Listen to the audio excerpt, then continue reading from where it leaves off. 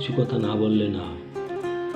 আমাদের রমজান মাসের শেষ 10 দিন আছে। গত 20 দিন আমরা শেষ করলাম, আলহামদুলিল্লাহ। এই সামনের 10 দিনের ভিতরে আমাদের লাইলাতুল কদর খুঁজে নিতে হবে।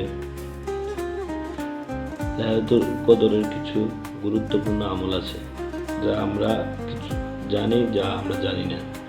আশা করি আমার কথা বা ভিডিও দ্বারা শেয়ারের মাধ্যমে সবাইকে জানার সুযোগ করে দেব ইনশাআল্লাহ। আমরা যেন সবাই এই আমলগুলো করতে পারি, আমরা আমাদের শেয়ারের মাধ্যমে অন্যজন এই আমলগুলো করতে পারে, এই প্রত্যাশা নিয়ে আমার আজকে এই ভিডিওটি করা। মসজিদুল আল হারামের ইমাম শেখ আব্দুর রহমান আল সুদাইসি হাফিজুল্লাহ রমজানের শেষ 10 দিনের জন্য চমৎকার এক আমলের ফর্মুলা দিয়েছেন। যেমন প্রতিদিন 1 দিরহাম, বাংলাদেশের 1 টাকা দান করলে, যদি দিনটি হয় লাইলাতুল কদর মাঝে পড়ে, লাইলাতুল কদরের মাঝে পড়ে, তবে আপনি 84 বছর বা 1000 মাস পর্যন্ত প্রতিদিন 1 টাকা দান করছেন বলে সওয়াব পাবেন। আলহামদুলিল্লাহ, সুবহানাল্লাহ।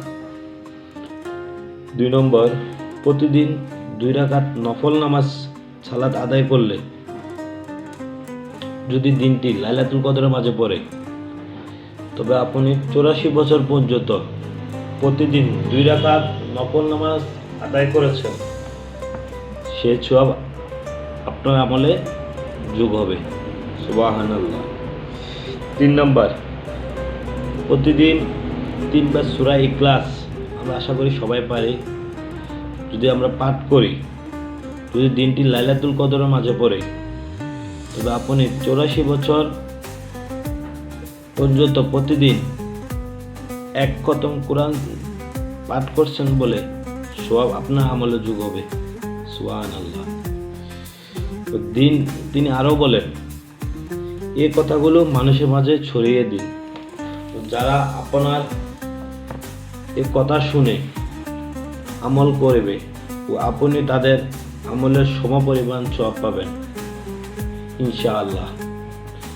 কারণ রাসূল সাল্লাল্লাহু আলাইহি ওয়াসাল্লাম বলেছেন, ভালো কাজের পথ প্রদর্শনকারী আমলকারী সমপরিমাণ সওয়াব পাবে, কিন্তু আমলকারীর সওয়াব কোনো দিন ঘাটতি হবে না। মুসলিম শরীফ 26,2674 নম্বর। আশা করি সবাই এই আমলগুলা আদায় করতে চেষ্টা করবেন এবং অন্যকে আদায় করার জন্য সুযোগ করে দিবেন। সবাই বেশি বেশি করে আমল করতে পারি।